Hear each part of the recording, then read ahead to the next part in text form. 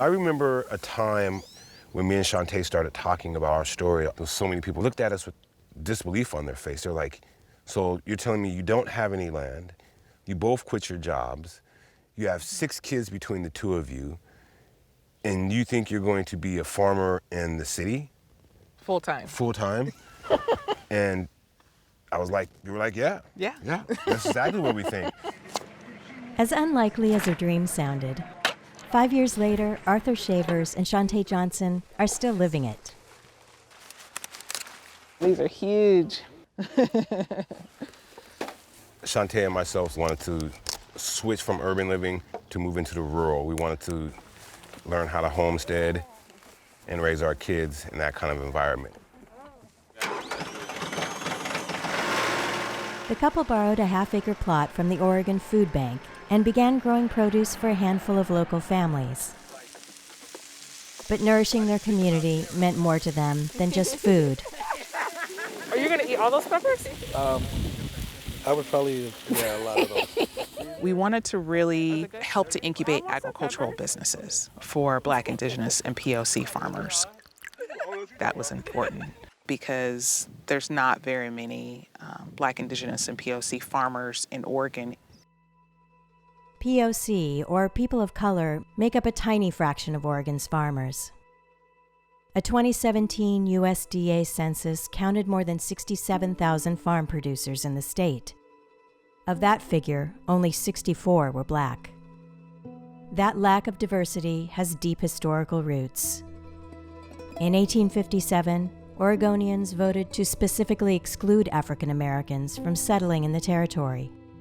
Black exclusion laws were enshrined in the Oregon Constitution until 1926 and effectively deterred Black people from moving here. There was also the Oregon Donation Land Act, where if you were white or half Indigenous and half white, you could acquire 640 acres. When you look at land, that's how people build generational wealth. 640 acres given out for free to people who moved here? I mean, how impactful, how amazing could that have been if African Americans were able to realize that? It's a lofty goal, but we really want to reimagine what it looks like to be a Black farmer here in Oregon, specifically. So I'm gonna start making the crisscross pattern like we do, and then you guys come through, plop in garlic. Digging out every resource they could find, Mudbone Grown began training new farmers of color, not just how to grow, The rump down, tail up, just like that. Yep. Okay. but also the important step of marketing their crops. The next year, they teamed up with the local VA to train veterans. Kwame Bay was part of that first veteran farming program at Mudbone. For me, the most important thing about growing food really is the soil itself. When you're in the military, it kind of forms a certain concept in your mind, and some handle it well, some don't do as well, and then war on top of that. But now we're back here in the States trying to reform our life. This is where they can kind of get that therapeutic aspect by being in the dirt, touching the earth. Smells peppery. If you really look at it, those that have a consideration for the earth have a certain peace about them. Those not acknowledging the beauty of the earth, there seems to be some chaos going on. Mudbone's sense of mission, hard work, and resourcefulness have won them grants, forged partnerships, and opened doors to farmers of color. In 2018, that same combination secured them a long-term lease on this 19-acre property near Corbett. In the last 2 years, we've put in an access road. We built a greenhouse. We're building aquaponics. We've opened up probably about 8 acres where we have crops in, put in irrigation throughout the whole thing. It's been a struggle, but we're just moving by faith. We're putting everything we got into this. 2020 turned out to be a year that tested everyone's faith.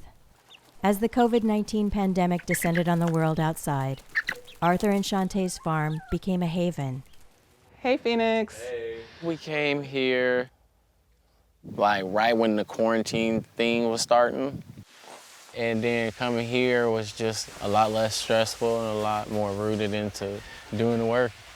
I sleep better. That's the first thing. Feels good out here. Smells better. Phoenix is here to learn the growing and marketing skills he'll need to run his own farm business one day. You'll look to see what the biggest heads are.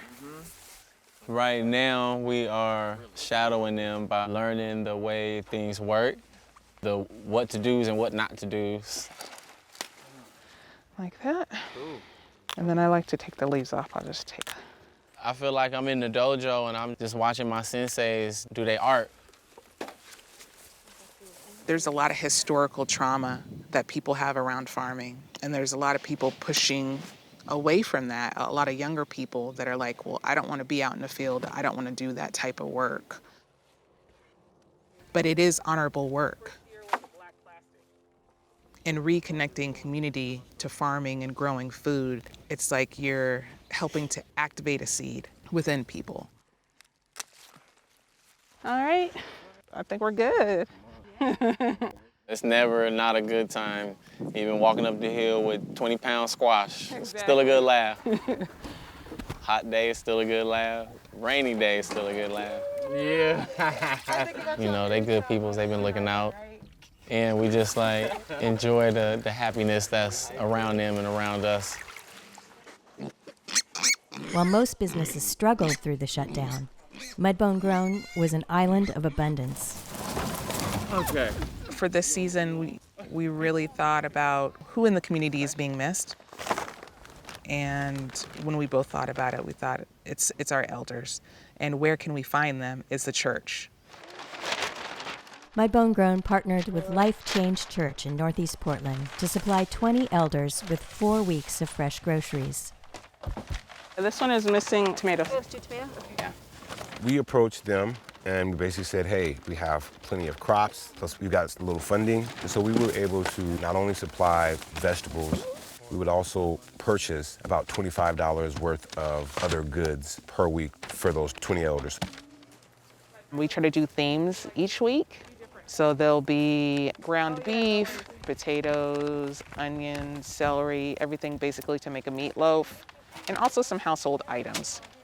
I think we're good. Hi, Sister John. I need to do my 3 people. Okay. Vanessa Lawrence and Barbara Perry run the health and wellness program at Life Change Church. Oh, good, they're here.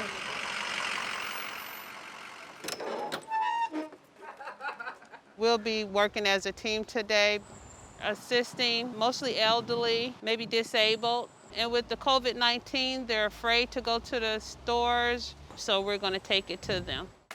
They're very excited and they love it. It's things that they want to eat every day, and it's healthy food. There's 2 there. Okay, thank you. They look forward to Tuesday.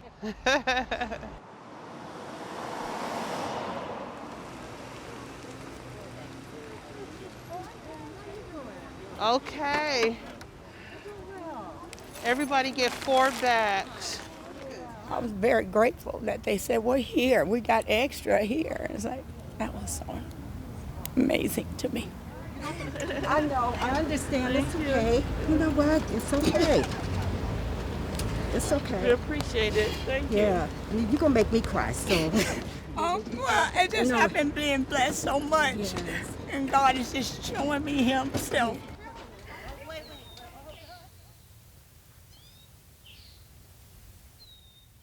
There's a weird thing that happens to me. I can go through a day, have all kind of challenges, struggles, you know, my body aches. But when I wake up the next day, sometimes I have to try really hard to remember what were the things that really were bothering me the day before, because I wake up every day refreshed, ready to start again. I feel like there is something healing about sleeping under these stars, listening to these crickets and playing with this earth, microorganisms all over me every day. I feel like it is doing something internally. We really love what we do, and we are going to farm probably till the day that we die.